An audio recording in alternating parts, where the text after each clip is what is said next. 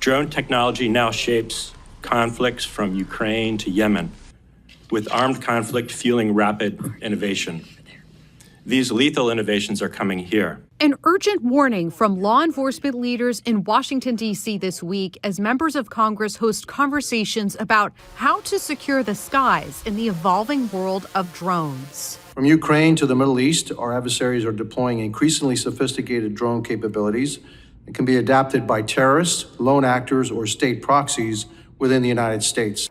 As lawmakers consider potential reforms, industry leaders are testifying on Capitol Hill about the growing capability and the threat from drones, that they could be used by malicious actors to slip past security perimeters and target a hypothetical attack on a government facility, critical infrastructure, even sporting events and concert venues. However, the evolving technology also holds great promise for emergency first responders.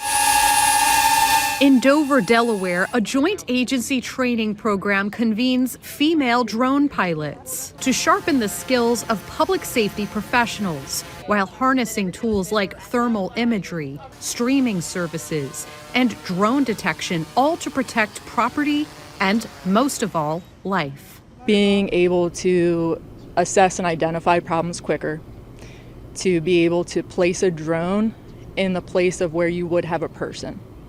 So you can't really put a price on human life, but I can replace the drone. The applications are endless. These demonstrations, hosted by DRONERESPONDERS, a nonprofit program, helps prepare police departments, fire and rescue for real-life scenarios, from natural disasters to active crime scenes. They are helping a lot with locating individuals.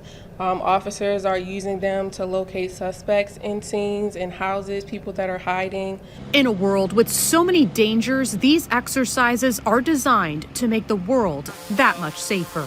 Reporting for Newsmax, I'm Alana Austin.